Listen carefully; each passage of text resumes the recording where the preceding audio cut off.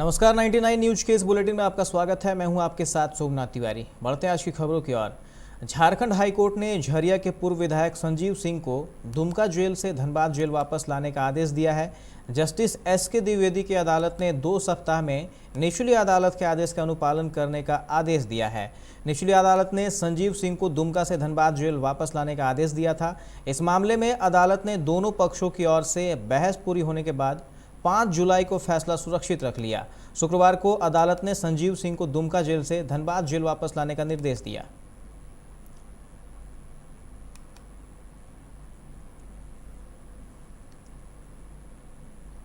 धनबाद के Shaheed Nirmal Mahato medical college and hospital में एक बार फिर दुष्कर्म की कोशिश की गई है। इस बार ऑर्थो विभाग के 3 नंबर बेड पर भर्ती मरीज के परिजन के साथ बुधवार की देर रात दुष्कर्म का प्रयास किया गया। युवती ने मामले की लिखित शिकायत SNMMCH अधीक्षक डॉक्टर अरुण कुमार चौधरी से की है। शिकायत मिलने के बाद अधीक्षक ने CCTV की जांच की तो वार्ड में आरोपित युवक नजर आया। शिकायत और CCTV का फुटेज जिला पुलिस को भेज दिया गया है। भुक्तभोगी युवती ने बताया कि बुधवार की रात 3:46 पर एक युवक वार्ड में घुसा और 4 नंबर बेड पर सोई 24 साल की मरीज की मौसी से छेड़छाड़ करने लगा। अचानक जब युवती की नींद खुली तो वह आरोपी युवक फरार हो गया। पुलिस मामले की जांच कर रही है।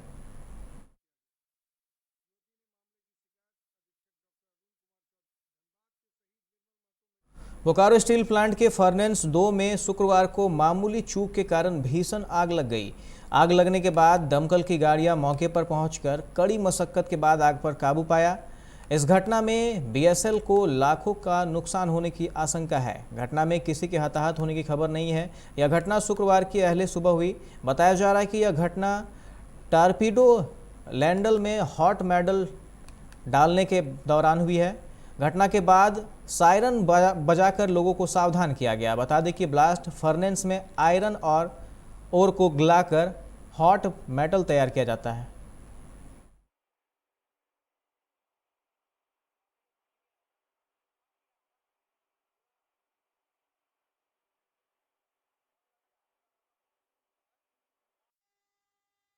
धनबाद के रणधीर वर्मा चौक से शुक्रवार को वैक्सीनेशन को लेकर जागरूकता रैली निकाली गई, जो शहर भ्रमण कर वापस रणधीर वर्मा चौक पहुंची, जहां रैली नुक्कड़ नाटक में तब्दील हो गई। नुक्कड़ नाटक के जरिए लोगों को वैक्सीन के प्रति जागरूक किया गया, साथ ही कोरोना के दुष्परिणाम से अवगत कराया गया। इस जागरूकता रैली में कई स्कूल, कॉलेज एवं IIT संस्थान के छात्रों ने हिस्सा लिया। धनबाद विधायक राज सिन्हा भी इस जागरूकता कार्यक्रम में शामिल हुए। विधायक ने छात्र छात्राओं के इस मुहिम की प्रशंसा की।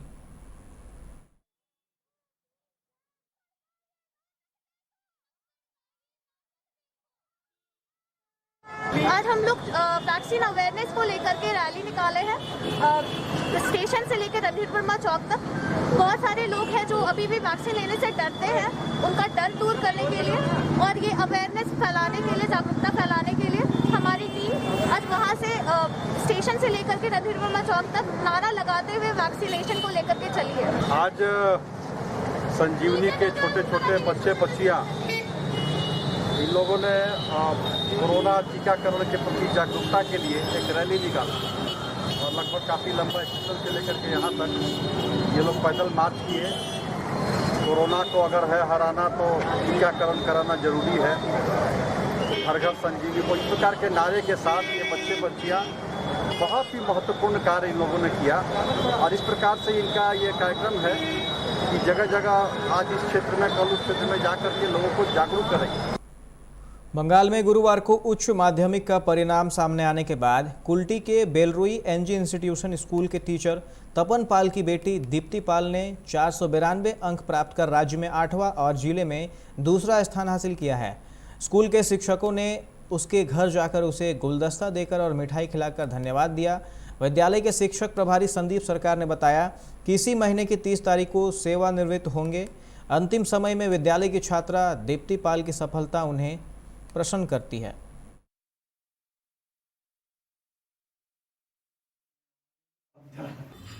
এই রেজাল্ট করে আমার মানে আশা করেছিলাম এরকম হতে পারে, এরকম রেজাল্টে আমি যথেষ্ট খুশি হয়েছে। কতক্ষণ পড়াশোনা করতে দিনে? দিনে সেরকম আমার কোনো নির্দিষ্ট সময় ছিল না, তবে আমি রাতের দিকে পড়াটা বেশি প্রেফার করতাম। এমনি বাকি টাইমে কি মানে কি অন্যান্য কি পছন্দ করো? আমি বই পড়তে পছন্দ করি, বিশেষ করে গল্পের বই, গোয়েন্দা গল্পের বই এরকম। এই যে তুমি রেজাল্টটা করলে, কার কাছে বেশি সাহায্য পেয়েছো? আমি সব থেকে বেশি সাহায্য পেয়েছি আমার বাবা, তারপর মা, এবং আমাদের স্কুলে শিক্ষক শিক্ষিকা যাদের কাছে আমি পড়াশোনা করেছি তারা যথেষ্ট সাহায্য করেছেন আমাদের পড়াশোনা করতে। খুশি। আসলে ও ছোটবেলা থেকেই একটা টার্গেট নিয়ে চলে, বরাবরই ও ক্লাসের মধ্যে এই জিনিসটা ওর প্রথম একটা হওয়ার প্রবণতা আছে। তো এই রেজাল্টটা পশ্চিমবঙ্গের এরকম জায়গায় যাবে, এটাতে 10 নম্বরের মধ্যে এসে আমি সত্যিই খুবই গর্বিত আর কি।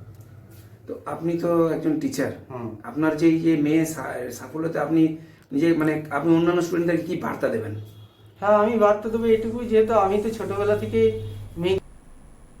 संसद का मानसून सत्र लगातार हंगामे की भेंट चल रहा है। गुरुवार को संसद के उच्च सदन राज्यसभा में केंद्रीय मंत्री अश्विनी वैष्णव के हाथों से कागज छीनने और उसे फाड़कर हवा में उछालने वाले टीएमसी के सांसद शांतनु सेन को उनके गलत व्यवहार के बाद पूरे मानसून सत्र के लिए राज्यसभा से निलंबित कर दिया गया है। इसके बाद टीएमसी सांसद डेरेक ओ ब्रायन ने संसद की कार्यवाही में बाधा डालने की कोशिश की, जिसके बाद राज्यसभा की कार्यवाही को 12:30 बजे तक के लिए स्थगित कर दिया गया। हंगामे के चलते लोकसभा को सोमवार तक के लिए स्थगित कर दिया गया है। भाजपा के राष्ट्रीय अध्यक्ष जेपी नड्डा ने टीएमसी के सदन में हंगामे पर कहा कि ये उनकी पुरानी परंपरा है। उन्होंने इसको अशोभनीय बताया है। देश में कोरोना की दूसरी लहर की रफ्तार अभी थमी नहीं है। एक समय था जब देश में सबसे ज़्यादा कोरोना मामले महाराष्ट्र से सामने आ रहे थे, लेकिन अब एक दूसरा राज्य कोरोना की लहर से जूझ रहा है। भारत का दक्षिण राज्य केरल इस वक्त कोरोना महामारी से सबसे ज़्यादा जूझ रहा है। केरल में इसका तांडव लगातार बढ़ रहा है। यहाँ अब हर दिन नए मामलों की संख्या 10,000 से ज़्यादा आ रही है। केरल में कोरोना संक्रमण की रफ्तार बढ़ रही है और इसका अंदाज़ा सिर्फ इस बात से लगाया जा सकता है कि राज्य में संक्रमण की दर कई हफ्तों से 10% के आसपास थी, जो अब बढ़कर 11.08% हो गई है। अफगानिस्तान में अमेरिकी सेना के लिए अनुवादक का काम करने वाले दुभाषीय सोहेल पारदिस का सिर कलम कर तालिबानियों ने मार डाला। विदेशी सैनिकों की वापसी के साथ ही देश के अधिकांश हिस्सों पर तालिबानियों ने कब्जा कर लिया है। ईद के लिए सोहेल पारदिस अफगानिस्तान की राजधानी काबुल में अपने घर से निकलकर करीबी प्रांत खोसत जा रहे थे। उन्हें अपनी बहन को घर लाना था, तभी रास्ते में तालिबानियों ने उनका रास्ता रोक लिया। प्रत्यक्षदर्शी ग्रामीणों ने बताया कि तालिबानियों ने पहले उनकी कार को निशाना बनाया, इसके बाद सोहेल को खींचकर बाहर निकाला और उनका सिर कलम कर दिया। यह घटना 12 मई की है। इसके एक दिन पहले ही सोहेल ने अपने दोस्तों को बताया था कि उसे तालिबान से मारने की धमकियां मिल रही है।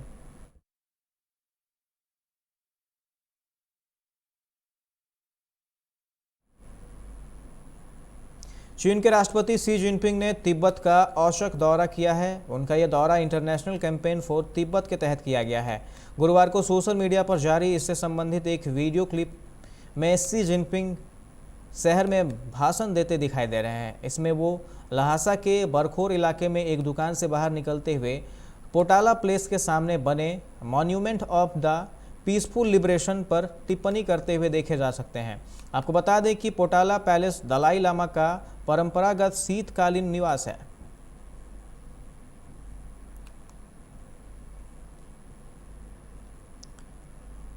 बेगूसराय के पहसारा में बदमाशों ने बालू गिट्टी व्यवसायी गुड्डू कुमार की गोली मारकर हत्या कर दी। हत्या से आक्रोशित लोगों ने पहले रोड जाम की, फिर पुलिस कर्मियों से कुछ दूरी पर गुड्डू कुमार के समर्थकों ने रेकी करने की शंका में मुख्य आरोपी आको सिंह को ट्रैक्टर चालक बबलू महतो के घर पर बम मारकर हत्या कर दी।